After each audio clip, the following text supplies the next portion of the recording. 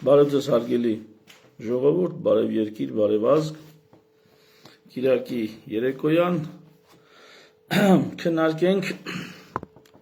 ընդհանուր ինչա տեղի ունենում եւ ինչ առաջարկներ ունենք ես իմ հերթին, տարբեր քաղաքական գործիչներ իրենց հերթին մի շարք կարևոր հարցերի շուրջ մի խոսքով քննարկումներ անենք։ Սկսեմ նրանից, որ ժողովուրդ հիմիկվա այն ինչի մա տեղի ունենում, դա առաջիկայում Հայաստանի Հանրապետությունում Եվրոպային ավելի այսպես կամակատար, ռուսների հետ ավելի այսպես կծֆր կոնֆլիկտային եւ Թուրքիայի եւ Ադրբեջանի հետ 100%-ով հնազանդ կառավարություն եւ քաղաքական իշխանություն ձևավորելն է։ Այսինքն այն ինչ հիմա տեղի ունենում, սա միայն առաջիկա օրերի համար չի, այլ մի քանի տարի, մինչև 5 տարի կայունություն ձևավորելու համար է, այնպիսի կայունություն, որը չի խանգարի ադրբեջանցիների, թուրքերի, եվրոպացիների պլաններին, եւ հնարավորինս խանգարի չինացիների, Իրանի, Ռուսաստանի պլաններին, եթե կարելի է այսպես ասել։ Այ մի քիչ արտաքին քաղաքական սա եւ ներքին քաղաքական գործընթացները հասկանալով թե առանց հասկանալու ընթանում են այս ուղղություններում։ Եթե հարգելի դիտողներ, այն մարդկանց, որոնց դուք հաճախ տեսնում եք հարցազրույցներում կամ հեռուստատեսությամբ, եթե այդ մարդկանց հետ անձամբ շփվեք, անձամբ ծանոթանաք, կզգաք, որ որևիցե ինչ որ մեծ դավադրապաշտական կամ ինչ որ նենգ մեծ ծրագրեր, այդ մարդիկ ոչ կառուցել են, ամենայն հավանականությամբ ոչ էլ կարող են կառուցել։ Ամեն մեկը ինչ որ sense պուճուր քայլերի մեկ-երկու քայլանոց հաշվարկների վրա հիմնված գործողություններ է իրականացնում։ Եվ մեծ խաղը, եթե դուք այդպեսին տեսնում եք, դա ներսում չի գեներացվում։ Մեծ խաղը դրսում է։ Մեծ խաղի այսպես աճպարարները, կուկլավոդները դա դրսում են։ Դա մեր փոխարեն որոշել են, մեր փոխարեն դասավորում են, այսպես ասում են ընդեղից ստեղ անում են։ 1-2 քայլի հեռանկարով այստեղ անում են, այնտեղ բայց մի 50 քայլի հեռանկարով այդ ամեն ինչը պլանավորվում։ Եվ հիմա ինչա Հայաստանում տեղի ունենում, ուզում եմ մի քիչ թարգմանեմ մեր ներսում տեղի ունեցող գործընթացները, որպեսզի լավ հասկանանք, սկսենք ընտրական ցուցակների կրճատումից։ Սա շատ կարևոր, շատ եռում գնացող ուրեմն գործողություն է, որ իշխանությունը որոշել է ընտրական քվեարկելու իրավունքից զրկի բոլոր նրանց, ովքեր վերջի 1 տարվա ընթացքում 6 ամսի չափով Հայաստանում չեն ապրել։ Բացառությամբ ուսանողները, մեկ էլ ովքեր, մեկ էլ պետական գործիչներ, դեսպաններ, բան տենց։ Всё։ Այսպեսի մի որոշում է կայացել։ Առաջին հայացքից մեզ դուրը կարա գա, մեկի դուրը կարա չգա։ Բայց ինչ է սա նշանակում։ Ավելի մեծ մասշտաբում։ Սա նշանակում է ընտրական ցուցակների կրճատում։ Իսկ ինչներին է պետք ընտրական ցուցակների կրճատումը։ Այսօրվա դրությամբ ոչ մի բանի պետք չի։ Վաղը 1-1.5 տարվա կտրվածքով սահմանադրական փոփոխություններին դա պետք է։ Հիմա բացատրեմ թե ինչպես։ Տեսեք, ես գալիս եմ ընտրական ցուցակներից, ես մեր ամբողջ զրույցը, որպեսզի դուք պատկերացնեք, այ 1.5 տարվա 1.5 տարի հետո տեղի ունենալիք գործընթացի համար այսօր ինչպիսի քայլեր են անում, որոնք բոլորը շղթայաձև իրար հետ կապված են, բայց առաջին հայացքից ընդհանուր մեկ բլոկում որպես չեն դիտարկվում։ Ուրեմն մենք ունենք մոտ կլորացրած թվերով եմ ասում, գրանցված 2.500.000 քվեարկող։ Այդքան մարդ իրավունք ունի ընտրելու։ Ընտրական ցուցակներում ընդգրկված է այդքան մարդ, որոնցից 100,000-ը ամռան ամիսներին Հայաստանում չի լինում։ Ինչու՞։ Կամ, չգիտեմ, գարնանը, ասենք մայիս ամսին Հայաստանում չի լինում։ Որովհետև այդ մարդիկ գնում են արտագնա աշխատանքի, այսպես կոչված խոպանչիներն են։ Ուրեմն մեր խոպանչիների թիվը տարբեր տարիներ տարբեր է լինում, 80,000-ից մինչև 120,000, դրա համար միջինացված 100,000 եմ ասում։ Բացի դրանից, քվեարկողների ցուցակներում գոյություն ունեն մարդիկ, որոնք երկքաղաքացի են եւ տևական ժամանակ Հայաստանում չեն գտնվում, կամ Հայաստանում են գտնվում, ասենք, տարվա մեջ մի ամիս, 2 ամիս, հանգստի շրջանում միայն։ Այս մարդիկ իրանց հերթին մի քանի 100,000 են։ Ստույգ թիվը չեմ կարող ասել։ Մոտավորապես այսպես կլորացնում եմ, մի 300-400,000 մարդ, որոնց մեջ քվեարկելու իրավունք ունենա մի 300,000 մարդ։ Դա միգուցե սա էլ շատ եմ ասում, մի 200,000 մարդ, հա։ Այսինքն, եթե մի 200,000 մարդ ունենք այն ցուցակներով, որոնք երկքաղաքացի են, եւ այն ցուցակներով, որ խոպանում են, չեն լինում երկրում, 300,000 մարդ հանգիստ։ Հիմա, եթե բերում են սահմանադրական հանրաքվե, իսկ դա պիտի բերեն, եւ այդ սահմանադրական հանրաքվեն բերում են ոչ միայն նախաբանը փոխելու համար, դա բերում են եկեղեցու ատամները քաշելու համար, ազգային ինքնության հիմնասյունները փոխելու համար, երկիրը ընդհանրապես ամորձատելու համար։ Եվ ոչ միայն ամորձիներն են հեռացնելու, այլ էնդոկրին հորմոններ, ներքին հորմոնները արտադրող մի շարք շատ կարևոր գեղձեր։ Ասենք օրինակ ինսուլինի արտադրությունն են երկրում վերացնելու, այսպես փոխաբերական իմաստով, ինչի որ միշտ դու լինես դրսից ընդունվող ինսուլինի կարիքների վրա։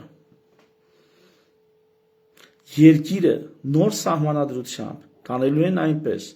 շատ նուրբ այսպես մի քանի արտահայտություն ընդհանրապես սահմանադրության մեջ հանելով եւ մտցնելով, բերելու են նրան, որ երկիրը լինելու է տոտալ անկարողության մեջ եւ լինելու է մաքուր սահմանադրորեն ամրագրված պրոքսի երկիր։ Այս կամ այն աշխարհքաղաքական կամ տարածաշրջանային ուժերին կցորդ։ Եվ որպեսզի դա կարողանան իրականացնել, ըստ մեր սահմանադրության եւ հանրաքվեի մասին օրենքի, ինչ պետքա լինի։ Պետքա լինի հանրաքվե, որին կմասնակցեն այնքան մարդ, որ դրանց կեսը այո կասեն առաջարկվող փոփոխություններին։ Բայց այդ այո ասողները պետքա լինեն ավելին, քան ընդհանուր քվեարկողների ցուցակների 25%-ից ավելը։ Ուրեմն տեսեք, հանրաքվեի վավերականությունը ուղիղ կապված է ընտրական ցուցակների քանակի հետ։ Ինչքան ընտրական ցուցակները շատ մարդ են պարունակում, այնքան շատ մարդ պետք է այո ասի հանրաքվեին։ Ինչքան ընտրական ցուցակները կրճատես, այնքան քիչ մարդ է պետք, որպեսզի այո ասի քո ուզած փոփոխությանը։ Դրա հակառակ կողմն էլ կա, եթե ինչ-որ մեկ օրինակ ուզում է բոյկոտի հանրաքվեն, քարոզում է, որ եկեք բոյկոտենք, ահա այդ բոյկոտողների օգտին, այսպես թե այնպես ընտրական ցուցակներում 100,000 պլյուս 200,000, 300,000 ընտրող պասիվ բոյկոտողներ են, ոչ թե տրամադրված, գիտակցված, պասիվ։ Իրանք իրանց համար Հայաստանում չեն գտնվում, հետևաբար քվեարկություններին չեն մասնակցում, հետևաբար բոյկոտում են։ Ուզում են, չեն ուզում, ավտոմատ բոյկոտում են։ Այսինքն, եթե բոյկոտի ճակատ էլ պետք է ձևավորվի կամ այսպիսի օրակարգեր պետքա լինի, ընտրական ցուցակները կրճատելով, ավտոմատ բոյկոտի ճակատը չեզոքացնում ես։ Սրբում ես ճանապարհից, եթե դու իշխանություն ես։ Ուրեմն ստեղից եկանք ինչին, ընտրական ցուցակների կրճատումը, թեև դա հակաիրավական գործընթաց է, մարդու քաղաքական իրավունքների կոպիտ ոտնահարումը, բայց դրա մեջ նրանց նպատակը ո՞րն է, կամ գործող իշխանությունների, կամ իրանց տերերի նպատակը սահմանադրական փոփոխությունների կամ սահմանադրության փոփոխության հանրաքվեի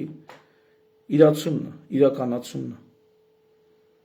Այսօր նրանք դրան են պատրաստվում։ Հիմա եկանք, վերջից եկանք, հիմա եկանք մեր օրեր։ Բայց դրան գնալու համար իշխանությանը պետք է լինելու 2/3 պարլամենտում, չէ, բոլորը գիտեն։ Եվ եթե 2/3 պարլամենտում չունի, ուրեմն չի կարող պարլամենտը հանրաքվե հայտարարի։ Այս էլ գիտենք։ 2/3-ը վերականգնելու համար Նիկոլ Փաշինյանը ունի առնվազն 3-4 տարբերակ, միգուցե 5-6, ինձանից քելով մարդիկ միգուցե ավելի շատ ասեն։ Ես հիմա կներկայացնեմ դրանք, որոնցից հենց հիմա ամենահեշտը, իդեպ Անի Սամսոնյանն էր սրա մասին գրել, ընդհանրապես եթե ես մի խելոք միտք ինչ-որ մեկից լսել եմ ժողովուրդ, ու դա ինձ այդպես դուր է եկի, աշխատում եմ այդ մարդու անունը տալ, ոչ թե ես համաձայն եմ իր ընդհանրապես ասածների հետ կամ չէ, խոսքը Սամսոնյանի մասին չի, ընդհանրապես աշխատում եմ այդ մարդու անունը տալ։ Մի քիչ մեր քաղաքական դաշտում, քանի որ սենց մխտար նախանձ մթնոլորտ է, ասենք այլոքը տենց չեն վարվում, ասենք անպայման կամ եթե իրանց համախոհ թիմակիցն անունը տալիս են, եթե իրանց պապանա շեֆնա անունը տալիս են անպայման։ Եթե չէ, իրանք չեն անունը տա ենթադրենք, ես ինչ գործի, թեկուզ հակառակորդ ճամբարից կամ մրցակից ճամբարից չեն նշի, որ այս բանը ես իրա մոտ եմ լսել։ Ահա ժամանակից մի քանի օր առաջ, այսինքն շաբաթ առաջ, Անի Սամսոնյանը այս մտավախությունը հայտնել էր, որ սահմանադրական դատարանում քննությունները կավարտվեն այն տրամաբանությամբ, որ հայտարարվում է նոր ընտրություն։ Այս ընտրությունները անվանել են նոր ընտրություն։ Եվ այդ նոր ընտրությամբ կվերցնեն 2/3 պարլամենտում։ Ոչ թե ձայն, պարլամենտում են թվերը գիտեք, եթե ասենք 10% ես հավաքում, 30% պարլամենտում ձեն ունես։ Բոնուսային բանով, սենց համակարգով մեր սահմանադրությունը ամեն ինչ տվել է, որ իշխանությունները հանգարց չպարտվեն։ Հիմա նայեք, մի տարբերակ է սահմանադրական քննարկումները, որոնք տեղի են ունենում, հենց դա է, որ կարող են ընտրությունները ճանաչել անվավեր եւ նոր ընտրություններ հայտարարել։ Բայց ինչպես են պատրաստվում դրան ԿՊԵ-ականները։ Դրան պատրաստվում են հետևյալ կերպ. ընդդիմության խոշոր խաղացողներին եւ նրանց առաջնորդներին քրեական հետապնդումներ, կալանավորումներ, խոշոր ուրեմն կազմակերպիչներին, տեղերում, շտաբերում մեղադրանքներ, ձերբակալություններ, այսինքն գլխատում են իրենց հիմնական մրցակից հանդիսացող ընդդիմությանը, արդարացնելով դա ոչ թե իրավունքով եւ օրենքով, այլ խոսք-խորաթաներով եւ հակառուսականության դեմ, հակառուսական պայքարով կամ կոռուպցիայի դեմ պայքարով։ Սուտ 8 տարի ոչ մի բան չեն արել, իրանք էլ իրանց կոռուպցիան են զարգացրել, հմտացել։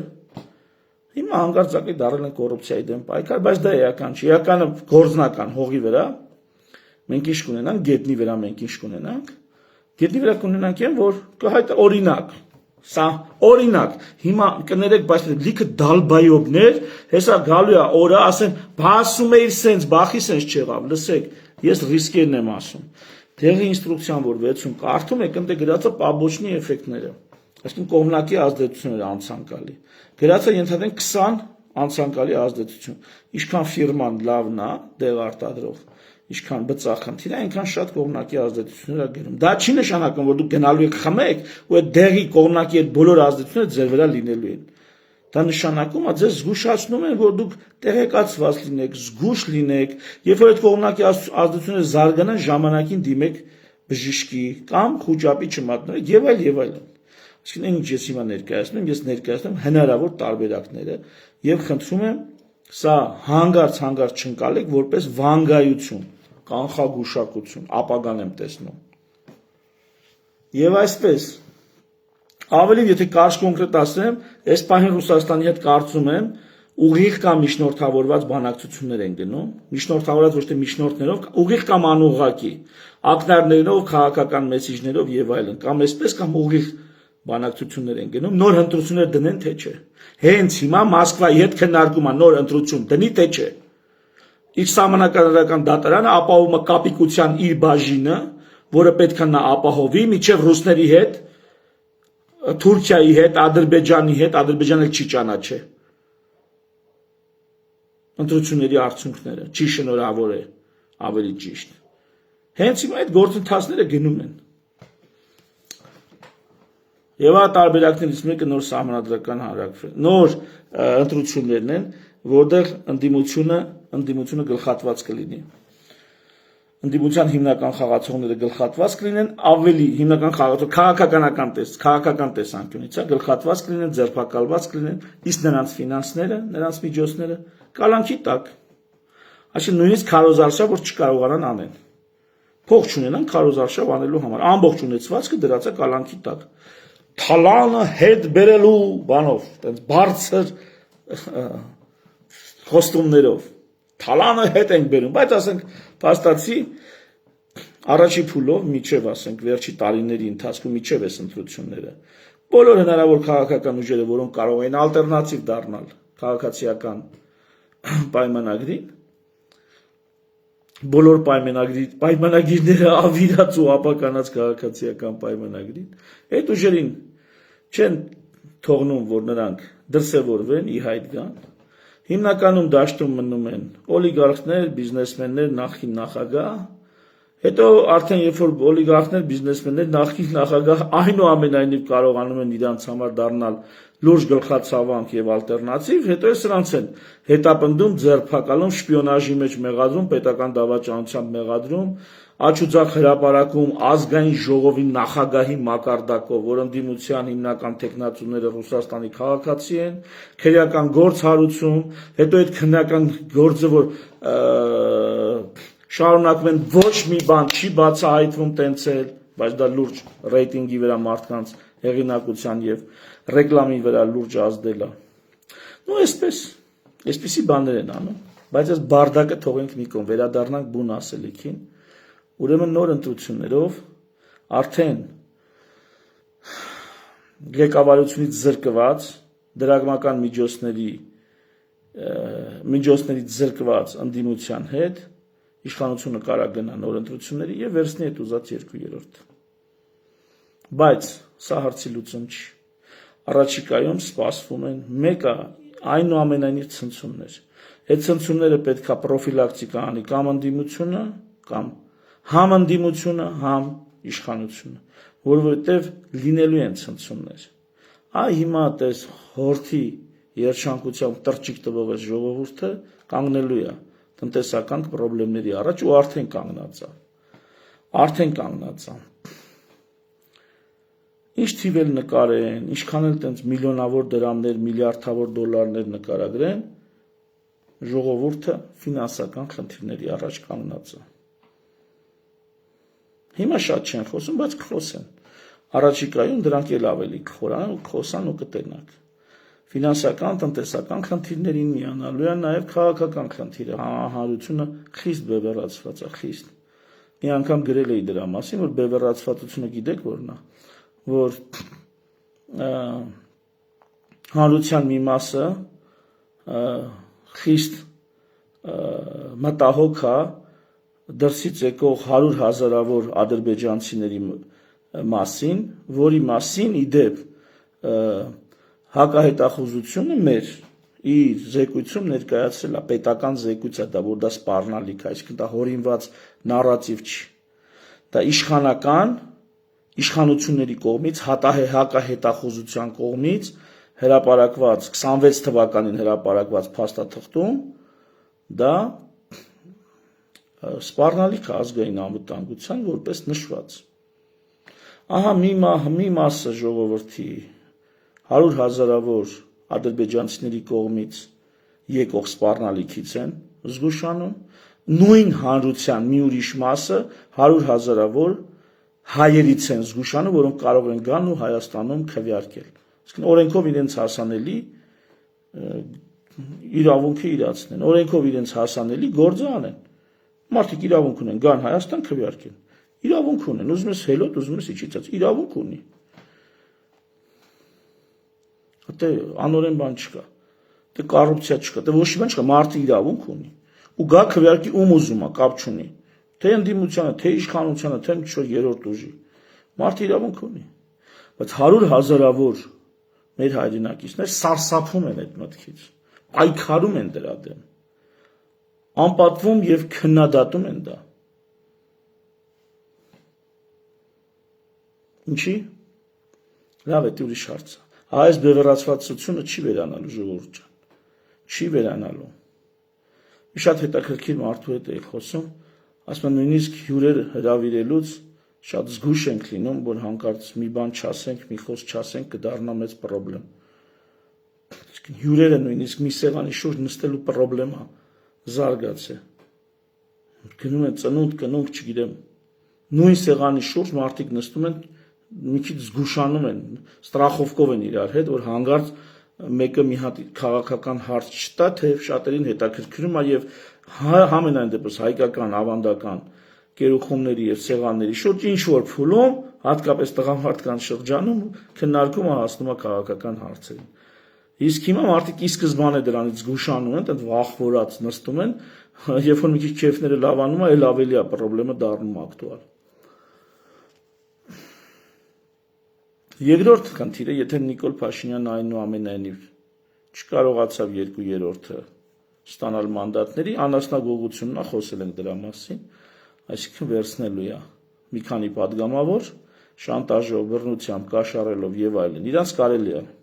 իրանց ոչ ոք չի գաղտնալսում։ Իրանք կարող են կաշառել ում ուզես, սպառնալ ում ուզես, ձերբակալել ում ուզես, նրանց չեն գաղտնալսում։ Դուք մինչև հիմա լսել եք մի հատ դպրոցի տնօրենի, մարզպետի, չգիտեմ, մի խոսքով քպեական մի հատ օլիգարխի քիչ չեն, էլի։ Լսել եք կամ այդ քպեական մի հատ օլիգարխի ինչ որ տենց հերավոր բարեկամի գաղտնալսեն։ Հրապարակում լսել եք։ Լավ, ասենք 10 գաղտնալսում, ընդդիմության գաղտնալսումներ։ Դուք լսել եք այդ 10-ի մեջ գոնե 2-3 իշխանական գաղտնալսում, թե իշխանական ուժերը տենց սրբերի պես են իրանց պահում։ Հա, կարծում եք սրբերի պես են պահում։ Ահա չեք լսի, ու չեք էլ լսի, դրա համար իրանց կարելի է ամեն ինչ։ Ամեն ինչ, անգամ եթե ընդդիմադիր գործիչներ, ինչպես օրինակ Արման Թաթոյանը, այդ ձայնագրություններն էր հրապարակել, որտեղ քաղաքապետարանից թե համայնքապետարանից մի խոսքով հրահանգավորում էին դպրոցների, մանկապարտեզների աշխատողներին, հրահանգավորում էին ապօրինի ձևով, օրենքի կոպիտ խախտումով։ Դրա համար գործ չհարուցվեց։ Դրա հետևից չգնացին եւ գոնե այդ օրերին դուք չլսեցիք դրա մասին։ Այսինքն անգամ այն ձայնագրությունները, որոնք մեսենջերով ուղարկում են տարբեր իշխանական տասովշիկներ, եւ այդ ձայնագրությունները հայտնվում անդիմացիան ձեռքին ու հրապարակում, նույնիսկ դա չեք դուք լսում։ Մենք դա չենք լսում։ Ուր մնաց թե անվտանգության ծառայությունները գաղտնալսեն, լսենք։ Անասնագողությունը եթե չստացվավ 2/3 ձևավորելու համար, սահմանադրական փոփոխությունների համար Նիկոլ Փաշինյանն օգտագործել են քաղաքացիական տարբերակը, որտեղ 200,000 կամ 300,000 կամ 400,000 ստորագրություն հավաքելով իրանք կդիմեն սահմանադրական դատարան, պահանջելով, որ սահմանադիր իշխանությամբ օժտված ժողովրդի հանրաքվե անելու իրավունքը չի կարա սահմանափակվի սահմանադրված իշխանության կողմից, այսինքն պարլամենտի կողմից։ Իրավաբանները կարծում են գիտեն ինչի մասին է խոսքը, մյուսները կարող են ուղղակի Google անել սահմանադիր իշխանություն եւ սահմանադրված իշխանություն։ Ժողովուրդը միշտ ունի սահմանադիր իշխանություն եւ ոչ ոք չի կարող այդ իշխանությունը սահմանափակել կամ արգելել, անգամ պարլամենտը։ Եվ ահա սահմանադրական դատարանը իր գիտությունների դոկտոր հանդիսացող իրավաբաններով կարան այո կարծիք հայտնեն, որ այո հանրաքվեն պետք է լինի ստորագրահավաքների հիմքով, առանց պարլամենտի արգելքը հաշվի առնելու։ Այլ տարբերակ նախագահի կողմից էլի օրենքի խախտումով, բայց ոչ իրավունքի խախտումով, օրենքի խախտումով կարա հանրաքվե հայտարարվի, եթե պարլամենտը մերժել է։ Այդպիսի նախադեպ եղել է Ֆրանսիայում Շարլ դե Գոլի կողմից իրականացված եւ պարլամենտը չի կարացել նրա դեմը առնի։ Այսինքն այսպիսի բաներ եղել են։ Իհարկե ֆրանսիական մոդելը տարբեր է համեմատած այն ինչ մեր մոտ է, բայց այնտեղ այդպիսի բաներ եղել են։ Ուզում եմ ասեմ, երբ որ օրը կգա, բազմաթիվ ինձանից շատ ավելի խելացի մարդիկ ու իրավաբաններ եւ մեր սաղից իրար հետ վերցած ավելի խելացի դրսի խաղացողներ, որոնք ոնց ուզում այնպես մանիպուլացնում են հայ քաղաքական եւ հանրային դաշտը, այդ մարդիկ կգտնեն լուծումներ, թե ոնց անեն, որ 2/3 շրջանցեն։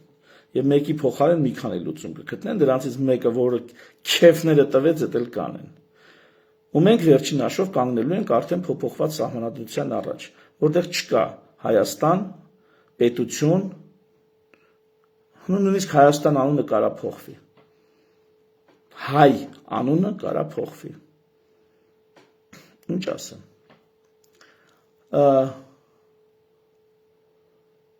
Բա ինչ պիտի անենք։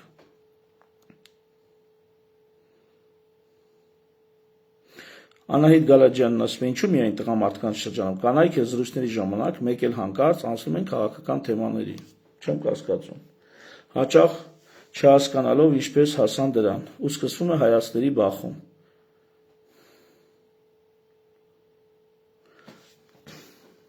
Հիմա սրա համար պետք է լինի ներքին օրակարգ, ժողովուրդը ներսից պետք է ուզի փոփոխություն, նոր սահմանադրություն, Նիկոլի սահմանադրությունը ուշադիր, Նիկոլի սահմանադրական փոփոխությունները անխուսափ են, դրա դեմը ոչ ոք չի կարող առնել, ոչ ոք, ոչ բոյկոտելով, ոչ ոչի ճակատ ստեղծելով, ոչ 2/3 մանդատների թույլ չտալով, ոչ ոք չի կարող դրա դեմը առնի, առավելևս այս քաղաքական ուժերը։ Ես հանդիպել եմ 1-2 քաղաքական ուժի հետ, հրապարակային հայտարարություններ եմ արել, քննելով ինձ հետ կապնեն այլ քաղաքական ուժեր, եթե այս տեսակի ասելիք կունենան։ Իհարկե ոչ ոք չի կապվել, ոչ ոք բացարձակապես։ Եվ ում էլ որ ես եմ դիմել, ընդհանուր պատկերը հետևյալն է։ Մարդիկ խառն են օրվա հոգսերով, օրվա խնդիրներով քաղաքական։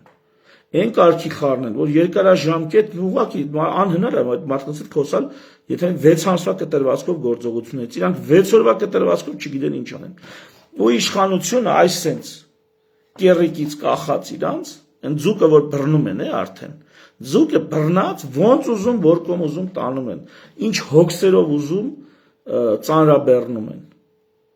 Սա մեկ, երկրորդ, ընդդիմադիրներին եմ ասում, հա, ընդդիմադիր քաղաքական գործիչները իշխանությունների կողմից, ասենց կեռիկի մեջ վերցված, թակարդ ննգած, որ կոմ ուզում, ինչքան հոգս ուզում նրանց գլխին լցում են, այդ ուղղությամբ էլ տանում են։ Երկրորդը, ընդդիմադիր քաղաքական ուժերը իրանց օլիգարխ շեֆերի, ոմանց համար նույնիսկ հայրերի, պապաների ձեռի տակ ինքնուրույն գործողություններ անելու համար խիստ կաշկանդված են։ Խիստ կաշկանդված են։ Այս էլ մի հատ ուրիշ խնդիր, այսինքն հայ քաղաքական միտքը կաշկանդված է շեֆերի տգիտությամբ, շեֆերի սահմանափակությամբ։ Ռոբերտ Քոչարյանի քաղաքական թիմի ներկայացուցիչ չի կարող Ռոբերտ Քոչարյանից խելոք բաներ մտածի ու ասի, առավել եւս օրակարգ մտցնի։ Իսկ եթե Ռոբերտ Քոչարյանը դա ուզեց անել, հաստատ կանի, այդ դեպքում գործը առաջ կգնա։ Բայց Ռոբերտ Քոչարյանը չի հասցնի դա ուզի, որովհետև իշխանությունը կգտնի ինչով զբաղացնի Ռոբերտ Քոչարյանին, այս դատական հայցը, այն մեղադրանքը, այն շինծու չգիտեմ այն բանը, այն ոչ շինծու իրական պրոբլեմը, որը տենց էլ չի բացահայտվի, տենց էլ չի քննարկվի։ Եվ պլյուս սրան Ռուսաստանի կարծիքն ու որոշումները։ Նույնը վերաբերում է Գագիկ Ծառուկյանին։ Գագիկ Ծառուկյանի ինտելեկտը ինչքան է բավարարում քաղաքական օրակարգ ձևավորելու համար, այդ դրանից ավել իր ժողովրդի, իր քաղաքական գործիչների ինտելեկտը ինքնարտահայտման, ու եթե ազատ խոսքի տեսանկյունից մի քանի հոգի կարան խոսան, բայց դրանից ավել գործողություններ նախաձեռնելու իրավունք չունեն։ Ուղղակի սահմանափակված է, թե սահմանադրությամբ ազատ են, այդ իրավունքն ունեն։ Նույնը Սամվել Կարապետյանին ուժին է վերաբերվում։ Սամվել Կարապետյանի քաղաքական հանճարը ինչքան է բավարարում։ Դրանից ավել այդ ամբողջ ջահել խոստումնալից կադրերը, որ հավաքվել են Սամվել Կարապետյանի շուրջ որպես քաղաքական թիմ, իրանց քաղաքական պոտենցիալը չի կարող ավելին լինի, քան Սամվել Կարապետյանի քաղաքական հանճարն է թելադրում։ Արդյունքում երկիրը գտնվում է այս մակարդակի վրա, քաղաքական, ներքաղաքական օրակարգերով ու հարցերով։ Մի շարք այսպես ոչ այդպես տարիների վաղեմությամբ, փորձառությամբ, ոչ շատ թաթախված նախկին քրեական եւ ոչ քրեական, այսպես անօրինական գործերի մեջ չթախրախված ուժեր հիմա նրանք էլ երկու տարբերակի են բաժանվում։ Մի մասը ինքնասիրահարված է այնքան, որ սեփական տգիտությունը բուժելու հնարավորություն չունի, սա ինչի եմ ասում, ժողովուրդ, ցանկացած հարցում մենք կարող ենք ունենալ մի խոսքով թերություններ, այսինքն օրինակ ես բժիշկ եմ, իմ բժշկության մեջ ահագին բան գիտեմ, ահագին բան էլ չգիտեմ։ Այլ ոլորտներում ևս ավելի շատ չգիտեմ։ Այդ չիմանալս տգիտություն է։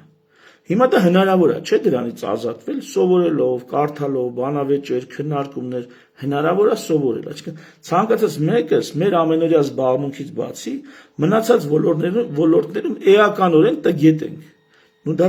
տենց է, դա անխուսափ է։ Բայց հիմա պատկերացրու դու այնքան ինքնասիրահարված ես, որ չես ուզում,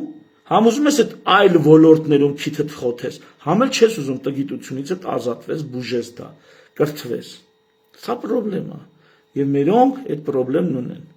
Նախ որ ինքնասիրահարված են, իրանք չեն հասկանում, որ դարձյալ են, չեն հասկանում։ Մեր մշակույթում էլ չկա բանավեճերի մշակույթ, որ քաղաքական գործիչները հանդիպեն հանրային քննարկման մեջ, ոչ տենց լկտիկ, շուխուր բան, 20 հոգի միտեղ, 2 հոգու կանչեն, ասեն երկար բարակ քննարկումներ անեն ու շատ արագ մի տարում կարելի է մեր քաղաքական բանավեճերի մշակույթը էականորեն դեպի լավը տանել։ Բայց չի արվում տենց բաներ, մի խոսքով չեն գալի մարդիկ հիմնականում, չեն գալի։ Օրինակ ես ինչ որ բանավեճի հրավեր չեմ ստացել, հրապարակային է որ լսել եմ, այն նրա շուրջ եմ լսել, ինչի հետ համաձայն եմ։ Օրինակ Էդմոն Մարուկյան էս վերջերս կարա թողայինձի ես բանը ապացուցի, ես ապացուցեմ, որ տենց չի, ես համաձայն եմ, որ դա տենց չի, չեմ կարա այդ հրավերը ընդունեմ։ Շատ կուզենայի մի հատ այնպես բան ասել, որ լրիվ հակառակ կարծիքն ունենա, գնայի այդ թեմայով բանավեճի։ Ես շատ ցանկացած մեկին է սա վերաբերվում։ Ես բազմիցս հրավիրել եմ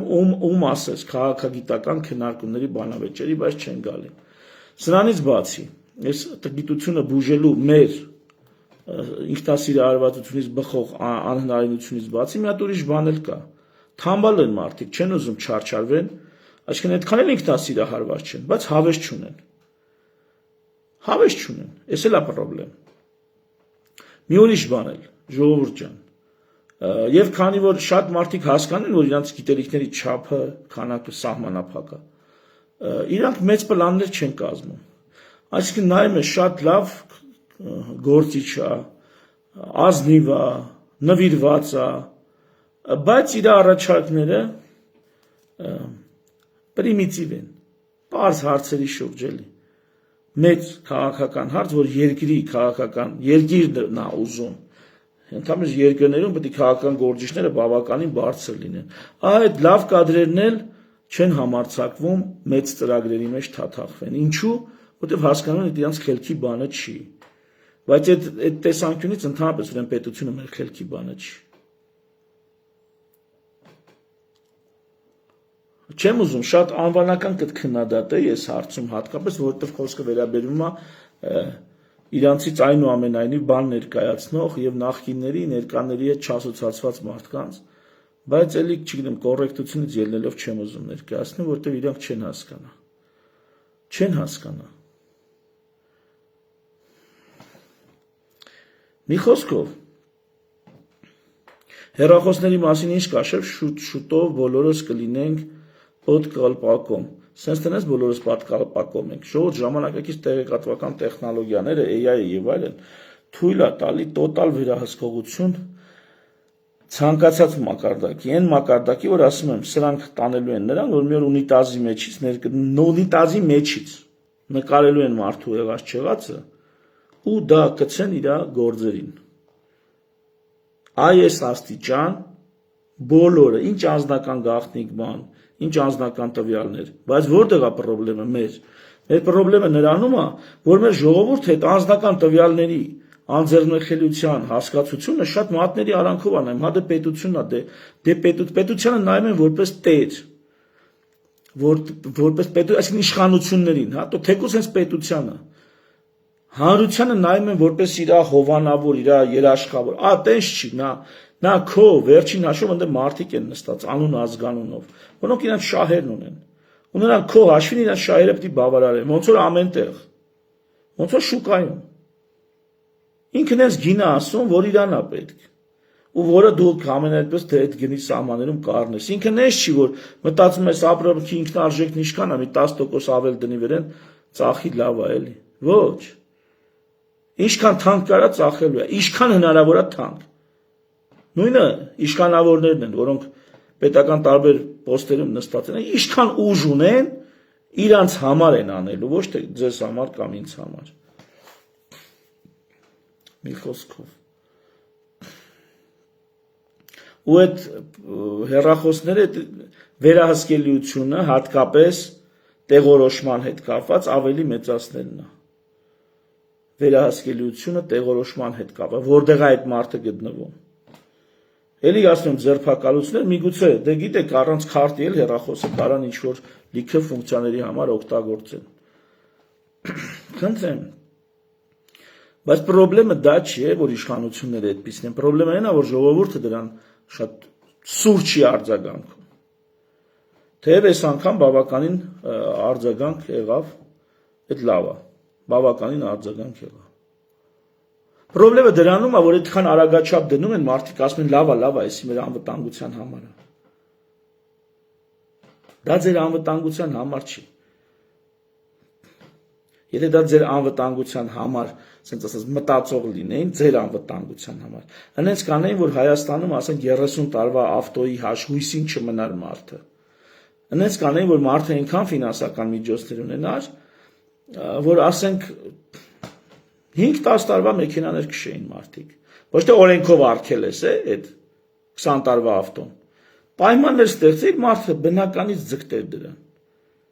Բնականից, մարդ ով չի ուզում դա։ Այնպես աներ, որ ասենք քո մաքսատուրքը ավտոմեքենաների չլիներ ավտոների 40-50%-ը։ Մարդիկ կարողանային գնային ոչ թե ավտոների 40-50%-ի չափով մաքսատուրք վճարեին, այլ ընդհանրենք 10-20%-ի չափով վճարեին։ Ու այդ օրինակ, հա, այս էլ արդեն 10-20 տարվա ավտոների մասին է։ 10-20 տարվա ավտոները երկրում որ շատ էին լինում, զապչացնել էր օրինակ շատ լինում։ Եվ հիմնականում մեքենաները լինում էին սարքին, որտեղ զապչաստը պահեստամասերը շատ են եւ էժան։ Վրաստանի պես էլի կարճ ասեմ, այս հարցը Վրաստանը այնքան լավ է տեղեկցել։ Այ արագաչափ դնելով չեն անվտանգության հարցը լուծում։ Պրավա տալուց մարդուն իրոք լավ պրակտիկ, ոչ թե կեղտ բռնելու վրա, այլ տենում են այդ մարդը կարում է տենց երկրներ կան արևմտյան, որտեղ քրաշ տեստեր են անում, քրաշ չի էդի, ստրես տեստեր են անում, ստրես տեստեր են անում, թե բանը, վարորդը ոնց է կարողանում, չգիտեմ, անձրևի պայմաններում, գալալյոդի պայմաններում, ինչ-որ այս սիտուացիաներում ոնց է կարում իրան պահի։ Սրան հասնելու համար պետք է հասարակական կազմակերպություններ, մասնավորապես վարորդներ, որոնք սիրում են ավտո քշել, կազմակերպություններ են սարքում, տարբեր հնարքներ են մարզվում, հասարակական կազմակերպությունների հսկողության տակ կար ասենց բան լիներ։ Բայց եթե երկրում լինի օրինակ վարորդների կամ ասենք ավտո սիրողների հասարակական կազմակերպություններ մեծ մասշտաբներով, կլինի նաև այլ մասշտաբային հասարակական կազմակերպություններ։ Իսկ նման կազմակերպությունները բարձրացնելով քաղաքացիների կազմակերպվածության աստիճանը խանգարում են երկրի արտաքին տերերին, որովհետև այդպիսի կազմակերպված հանրությունը նախրի պես չի ենթարկվում տեղեկատվական մանիպուլյացիաների եւ իշխանությունների, այսպես պրիմիտիվ քարոզներին։ Այսինքն ձեռ չի տալի, վատ կառավարելի է, դժվար կառավարելի է։ Իսկ արտաքին պատվիրատուները եւ այս մեր կիսագրագետները ուզում են զբռոտ, որպեսզի հեշտ կառավարվի։ Իրանք այդքանն են կարող անեն։ Այսինքն այստեղից եկան արագաչափից, հələ արագաչափից են խոսում։ Հələ այն մասին եմ ասում, որ արագաչափը էդի անվտանգության մասին չի։ Արագաչափը թվում է կոնտրոլ է։ Ընդհանուր ծրագիր ստեղծել զբռոտ, այնպես անել, որ ինքը մնա զբռոտ, լինի ել ավելի զբռոտ ու վերահսկել տոտալ։ Մյուս տարբերակը ստեղծել, ընդունել, ճանաչել քաղաքացիություն, այդ քաղաքացիություն հնարավորություն տալ կատարելագործվել, ել ավելի կատարելագործվել, կազմակերպվել, ել ավելի կազմակերպել եւ թողնել ինքնավերահսկողության վրա։ Իրանք իրանց կվերահսկեն, կորոշեն։ Նույն արագաչափը խո ամբողջ օրինակ Սևանի տրասային 10 մետրը մեկ արագաչափ չի դրած, բայց այն մնացած հատվածներում որ արագաչափ չկա, բայց այդ մասում ոնց են մարդիկ քշում։ Բայց այդ մասում ոնց է մարդիկ վթարին չեն ենթարկվում, ենթադրենք։ Որտեղ ինքնավերահսկողություն կա տեղել։ Բայց այն մնացած հատվածներում ինքնավերահսկողություն չկա։ Ենթադրենք դրանք ռիսկային են։ Եղավ, ռիսկային են այդ մի երկու տեղը, ռիսկային տեղեր արագաչափ դիր, բայց դա արագաչափը դրած տեղեր, որտեղ ռիսկային չեն։ Կամ արագությունը չի էս 90-ով սահմանափակում, 100-110-ով սահմանափակում, մայրուղի է, կի 110 չես թողում քշեն։ Որովհետև երկու լինիա է, որովհետև ընդեղ միացող խաչմերուկի կամ ռազմավարոտի վիճակներ կա, երրորդ լինիան սարքի։ Սարքի 110 դիր ընկեր, ինչքան կարելի է 2026 թվին ենք հələ, այսինքն 70-ականներին ենք 90-ը սահմանափակում էր, եկե հասել ենք 50-60 տարի անցել է, հələ 90-ը սահմանափակում է։ Այն դեպքում, երբ որ ճանապարհը որպես մայրուղի է կառուցված ի սկզբանե։ Իսկ մայրուղիներում սահմանափակումը 110-ն է, բայց հիմա հայ ժողովուրդը ավանդական կնոյ ոնց թե 110, այս ինչ ես ասում 110, ինչ 110։ Məsələn Ժիգուլիներով 90 էր, հիմա եկել է անվտանգության բարձիկ, գոտիներ եւ այլն, էլի 90-ը։ Սևանի տղաս, իսկ ինչու ոչ 110։ Ինչու ոչ 110, երբ որ 130-140-ով նորմալ քշում են մարդիկ, նորմալ։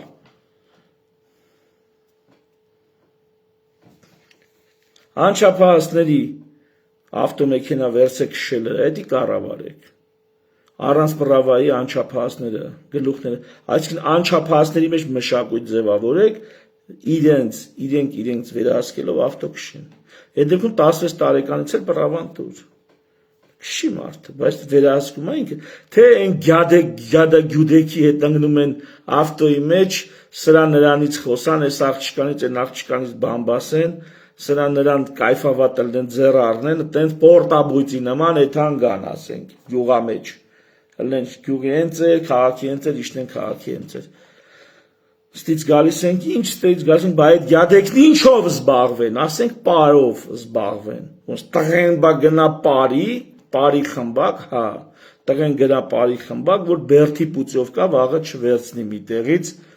երբ որ արդեն կլինի այդ տղեն 30-25 տարեկան։ Հասկացեք ոնց է, սպորտային խմբակները, որոնք կտան դաստիարակություն, բայց այդ պարը ամենակարևորն է։ Ինչքան պարի խմբակ գնացող տղաների քանակը շատ է, իսկ մեր մոտ չկան։ Մատների վրա հաշված տղաներ կան, որոնք պարի խմբակ են գնում։ Ինչքան պարի խմբակ գնացող տղաների քանակը մեծ է, այնքան վաղը քո բերդերը թեթև են լինելու։ Այնքան բերդերում քիչ մարդ ես ունենալու, այնքան հանցավորությունը ցածր մակարդակի վրա է լինելու։ Կարևոր է մարդը ոնց է նայում մշակույթին, այդ թվում ազգային մշակույթին։ Այ Գինոսյանը տենց հեղափոխություն արի Հայաստանում։ Հիմա Գինոսյանը չկա, գնացեք պարի խմբակները դպրոցական տարիքերը, եկեք նայեք, քանի տղական ընդհանրապես այդ խմբակներում։ Բայց Գինոսյանը ցույց տվեց, չէ՞ որ հնարավոր է։ Իհարկե հնարավոր է։ Ցույց տվեց, ապացուցեց, որ հնարավոր է։ Գինոսյանի սաները ցույց տվեցին, որ հնարավոր է։ Իսկ հիմա ինչ է, գնացեք նորից նայեք, տենդենսը նայեք։ Էս էլի խոսում ենք, գիտեք ինչի մասին, արագաչափի մասին ենք հələ խոսում։ Արագաչափ դնելը անվտանգություն է, թե չէ։ Ոչ մի կապ չունի արագաչափ դնելը անվտանգության հետ։ Դա ընդհանրապես տոտալ կոնտրոլի մի պուճուրիկ հատվածն է։ Իսկ իրական մեխանիզմները, որոնք անվտանգություն են ապահովում, այ այն թևի վրա է։ Պարի խմբակ գնալով են ավտո քշելու անվտանգություն ապահովում։ Պարել սովորելով է։ Ինքն իրան վերահսկելով է։ Սպորտով զբաղվելով է, սպորտային խմբակներին ֆինանսավորելով է, ոչ թե սպորտին ֆինանսավորող բիզնեսմենին, թեև նա բազմաթիվ ուրիշ տեղեր ուրիշ պրոբլեմ ունի, վերցելու ենք ծերածերերին տանք բնակարանը, տունը, քրքի հաշեցեք, լավ, հիմա վերադարձանք, ներքին օրակարգ պետք է լինի ժողովուրդ, ես խոսում եմ, նայեք, լիքը քաղաքական գործիչներ այս լայվերը չեն նայում, շատ քիչ մարդիկ են այս լայվերը նայում, բայց խնդրում եմ, գրեք, կապի դուս եկեք, ես տեսա մի հոգու տեսա, որ նայում է, անպայման հետը կապվելու եմ, ժողովուրդ, ներքին օրակարգ պետք է ձևավորվի, մենք ինչպես ենք ուզում ապրենք, սահմանադրական կարգը ինչպես ենք պատկերացնում, այդ օրակարգը ձևավորելուց, երբ որ շատ խոսանք դրանից, սաղիս համար կդառնա օրենքի, իրավունքի գերակայությունը բարձրագույն իշխանություն։ Բարձրագույն իշխանությունը սահմանադրությունն է, ձեր ցավը տանեմ։ Սահմանադրություն, մարդիկ պետք է ճանաչեն իրանց իշխանությանը, որը սահմանադրությունն է։ Նրանից հետո գալու են տարբեր պաշտոններ, նախագահ կամ չգիտեմ, վարչապետ, պարլամենտ, բայց դեմից իրավունքի գերակայությունն է, փաստաթղթավորված։ Հիմա տենանք գրենք էլի, մի հատ տենանք ոնց ենք ուզում ճիշտը, խաղի կանոնները ոնց ենք ձևակերպում։ Ինքներս հաստատենք, ինքներս էլ հետևենք դրա կայացմանը, բայց եթե այսքան բանը մենք չենք կարևորում, ընկնում ենք օրվա խնդիրներով, օրվա խնդիրները լինելու են, դրանցից վերջ չկա։ Անծայրածիր են օրվա հոգսերը, մեծ հոգսերը, մեծ խնդիրները, մենք կարանք ձևակերպենք ու շարունակենք ապրել։ Մի խոսքով, հարգելի քաղաքական ուժեր, մինչև սեպտեմբեր, ամենաուշը մինչև սեպտեմբեր, իրար եկեք, խնդրում եմ անդրադարձեք այս հարցին, առանց փոքրոքի, ամբիցիոզ, ստե ամբիցիա չկա, ստե ցուցակներ չկան սահմանադրական փոփոխությունների օրակարգում, ուստի բացարձակ ճշմարտություններ էլ չկան, մեկը սենց է կարծում պետք է լինի սահմանադրությունում, այն մեկը մյուս ձև, ստե բացարձակ ճշմարտությունները չկան, ստե ավելի շուտ կա պայման եւ այդ պայմանին տեր լինել, այսինքն այնքան կարևոր չի, թե խաղին ինչ կանոնով են խաղում, որքան այդ կանոնը պահելն է եւ խախտողների հանդեպ վերաբերմունքը ֆիքսելն է։ Այնպես որ հարգելիներս, նոր սահմանադրությունը առաջիկայում որպես ներքաղաքական օրակարգ կարծում եմ ալտերնատիվ չունի։ Մնացած ամեն բան որ կա, եսիմ ժամանակի կորուստ է վատնում, մանր խնդիրներ են, մեծ երկարաժամկետ կտրվածքում ոչինչ չփոխող։ Թերևս այսքանը, կներեք ձեզ զզվացնելու համար, շնորհակալ եմ, որ այսքան հետևեցիք, հանդուրժեցիք։ Ազգը պիտի վերստին միաբանվի, ոչ թե մեկ հոգի, մեկ մարմին սկզբունքով, գոնե միաբանվի իրար միշտ չուտելու սկզբունքով։ Կանիբալիզմը պետքա այլևս դադարեցնել, ժողովուրդ ջան։ Կանիբալիզմը գիտեք չէ, որ նա մարդակերություն է։ Իր տեսակին ուտել ավելի ճիշտ։ Այլ կենդանիները թե իրենց տեսակին ուտում են, կոչվում են կանիբալ։ Կանիբալիզմը մեր ներքաղաքական եւ հանրային կյանքում պետքա բացառվի։ Քեֆերի մենք պետք է նստենք, խոսենք, խնդանք եւ այո քաղաքականություն քննարկենք առանց կանիբալիզմի։ Իրար միս ուտել չկա։ Պետք է սովորենք բազմակարծությանը։ Պետք է սովորենք, որ այո տենց է։ Մեզանից մեկը կունենա այսպիսի հայացքներ են, լրիվ ուրիշ հայացքներ, մեկը կլինի այսպիսի կրոնի, են մեկը լրիվ ուրիշ կրոնի։ Չգիտեմ, մեկը կլինի չաղ, մեկը կլինի նիհար, մեկը կսիրի կյաժերին, մեկը կսիրի սևերին։ Դա մենք պետք է ընդունենք։ Տենց է։ Ու պետք է յոլա այդս, որովհետև հա, բաներ կա որ տարաձայնություններ են, այնքան էլ բան կա որ համաձայնենք իրար հետ, այնքանից շատ։ Մի խոսքով կոչս, բարեմաղթանքս շարունակենք ապրել, ակտիվ քաղաքականության մեջ գործել, միասին առանց կանիբալիզմի։ Այս հարցի շուրջ պետք է մենք ունենանք բացարձակ համաձայնություն։ Եվ տեսնենք ինչ ենք անում։ Նոր սահմանադրություն բերենք, նոր հասարակարգ ու իրավակարգ ձևավորենք ու շարունակենք ապրել։ Շնորհակալություն ուշադրության համար։ Բարի գիշեր։